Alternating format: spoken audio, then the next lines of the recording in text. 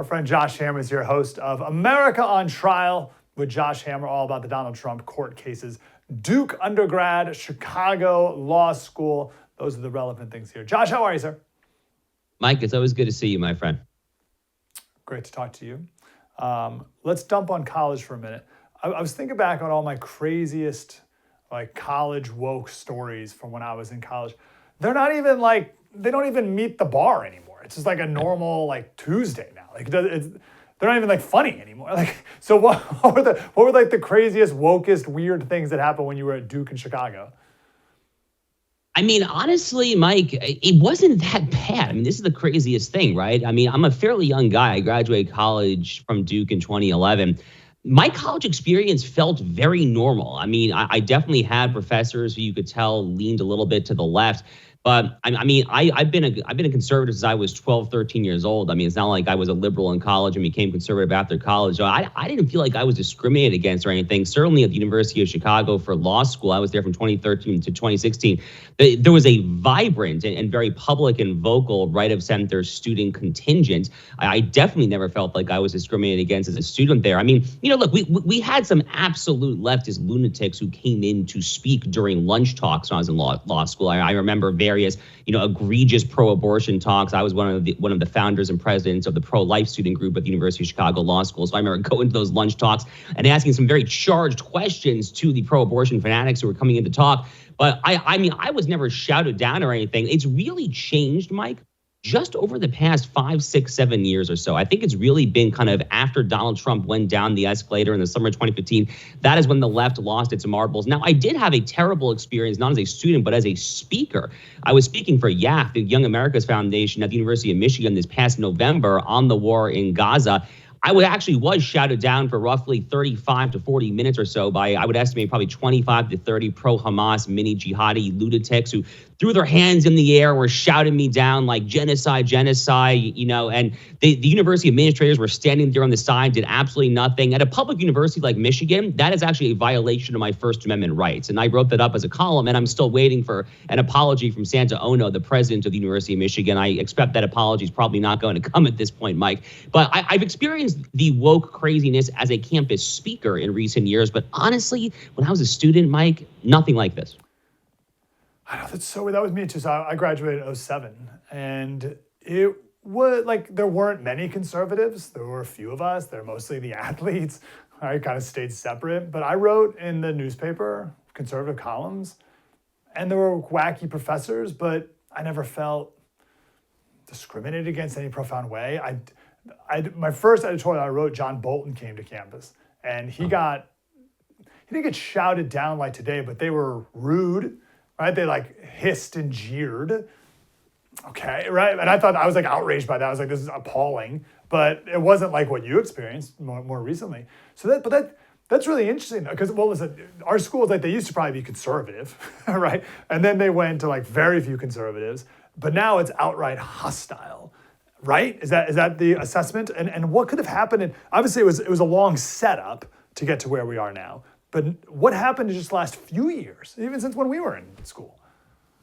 Yeah, I'm thinking this through in real time, Mike. I mean, here's one anecdote that I can come up with when I was in college. And it really did not even stand out in my mind. So I had to seriously think about it. So there was a right of center political science faculty member at Duke when I was there by the name of Peter Fever. I'm not sure if he still teaches there. He probably does, if I had to guess.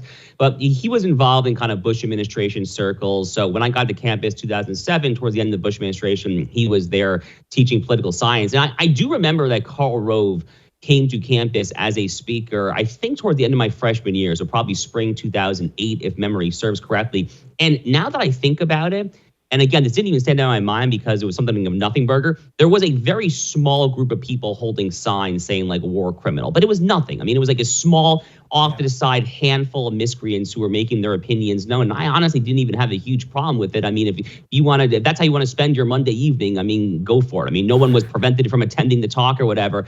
But from that to what I experienced at the University of Michigan, getting shouted down with university administrators doing absolutely nothing at one of the greatest public schools in the country, University of Michigan, I mean, it happened really, really quickly. And again, my theory here is that it was two events really combined, which is the election of Barack Obama on the one hand, and then the election of Donald Trump. So the election of Barack Obama fundamentally transformed the Democratic Party and by extension, the left in America. What had been prior to Barack Obama, a political party, that is the Democratic Party, primarily focused on bread and butter economic issues from FDR through LBJ, even John F. Kennedy Jr., even the Clinton administration, which actually was moderate to even center right on some economic issues, but they were still primarily focused on the welfare state, on taxation policy. It was a primarily political economy focused political party. Barack Obama changed all of that. Barack Obama fundamentally transformed, to use his own words, he fundamentally transformed the Democrats into a woke identity politics, intersectional woke party of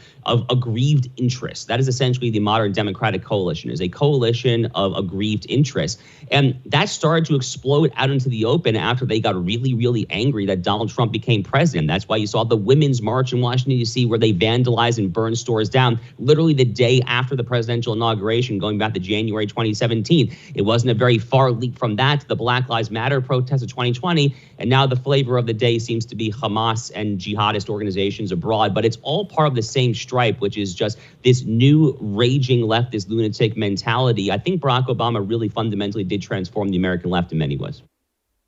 No, I think that's right. That's great. I just saw a video just a couple minutes ago before we came on of a woman or student at Princeton who's on a hunger strike. And she complained about how hungry she was, and she complained that she was immunocompromised because of her hunger strike. I was like, oh, that's the second person I've heard with these protesters use this immunocompromising. It's like, that is so weird. But it's like, oh, it's just another one. It's another notch on their marginalized people's belt. Now I'm woman, brown, Muslim, and immunocompromised all of a sudden, just because I haven't eaten lunch or maybe 2 meals even. What do you do when you're yelled at a college campus? Like, what's the right play for that? Yeah, that Princeton headline reminds me of a similar, really funny headline that I saw. I think I saw this in the Harvard Crimson, the Harvard student newspaper. This is probably like 3 or 4 months ago, at some point after the Hamas pogrom of October 7th. And the headline in the Harvard Crimson was, students are doing a 12-hour hunger strike. Now, Mike, to me, a 12-hour hunger strike does not even fit the criteria of intermittent fasting, which I think means you have 4 hours to eat your meals, which I was basically doing personally for like 3 or 4 years. So, I guess I did a hunger strike basically every day under Harvard University students' own definition of it. But when you're being yelled at like that, again, I think back to when I was in that room in Michigan in November. There's actually video of this. Some guys got on video. I kept my cool. I did the best I could there. I tried initially to continue with my remarks, to just ignore the people in the room there. And then eventually, when it got really loud and then I realized that no one could hear me, I kind of peeked off to the side to look at kind of the administrators and the campus police officers, like, are you guys going to do something here? You have pretty clear university policies that prohibit this exact conduct.